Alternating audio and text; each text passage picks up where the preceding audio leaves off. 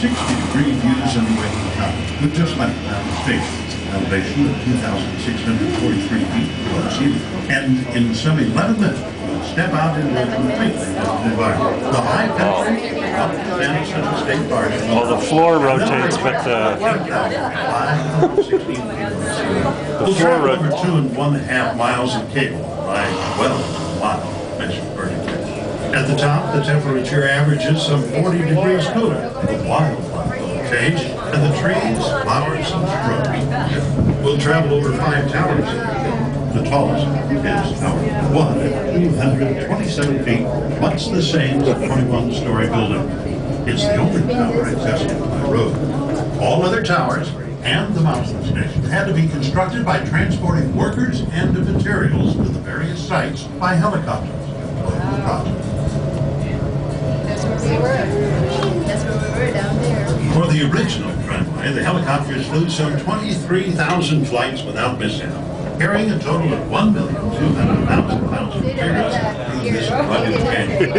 With a new rotating tram, improvements including new cables, drive system, and the removal of 1,000 cubic yards of rock. We'll see survey marks along the rock face during our trip that indicates where rock removal was required. The new cabins are the first in the Western Hemisphere to rotate 360 degrees during travel and are the largest of their type in the world. We're now high over Chino Canyon, once the summer home of the Agua Caliente band of Coe Indians. Since there are many streams that flow year-round, the canyon has an abundance of vegetation, including Wave, Katy. alder, black maple, and a great deal of wild grapevine. The left or south tram car is but one of the many waterfalls that is fed by runoff from the mountain. During our upward journey, we passed through a variety of different life zones, ranging from the Sonora Desert to the Alpine Fringe. It's a little like making a motor trip from Mexico to Alaska. We believe this is the only place in Southern California where this change occurred. As we approach tower number 2, at the top of the tower, you can see a 16 by 16 foot yellow helicopter platform used during construction, and now used during the tram's maintenance period. Additional platforms will be seen on the remaining towers further along our journey.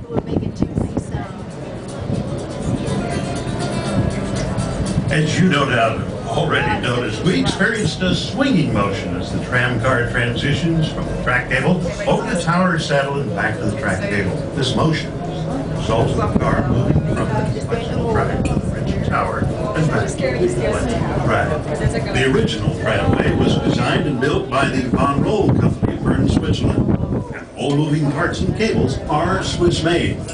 The towers are American-made. There's a total of 27 miles of various sized cables to support movement and communication of the tramway. The largest of these are the track cables upon which we ride. They weigh just under 9 pounds a foot, with each of these track cables 13,500 feet in length, therefore weighing a total of more than 61 tons. Look at the desert down The there. halfway point on our trip is reached between towers 2 and 3. Where is our home?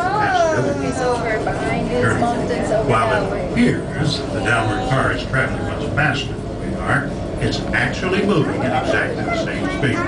It must, because both cars are tied together by the hauling cables, which move with the car. You see, the drive system of the valley station is pulling that car down, and in turn is pulling us up. The two cars are 34 feet apart when they met. The Palm Springs aerial tramway was first conceived in the early 1930s by a young electric engineer, who to this day is known as the father of the tramway. The original tramway was completed in September 1963 after some 26 years of construction at a cost of $8.5 million, all financed with the sale of Ribbon Farm. In April of 1998, Palm Springs aerial tramway contracted What's that? construction. No, it's the same speed as us. Really? Yeah. Yeah, because they're counterbalanced. Okay, folks, hang on, we're going to swing here. Yeah. Look at this. Since the very beginning, no tax dollars were used, and the cost of construction and the operation of the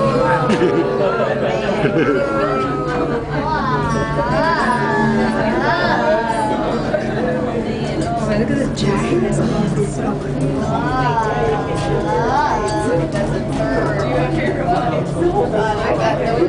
Look at those jagged rocks.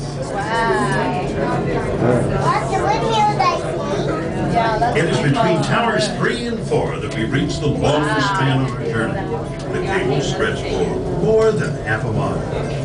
Off to the right. This is the only entrance to the sun. It's one of the most dramatic. You can hike in. The majestic Are you gonna hike spire. in this bike ride? Yeah, you can hike in. Visible testimony of the solid granite core of these mountains. Wow. As we continue our journey, the light zone changes become more obvious. You'll see a variety of pine trees, including pinyon, big cone, lodgepole, and white fir. Natural residents in the high country include deer, mountain lion, fox, bobcat, raccoon, and the California gray squirrel.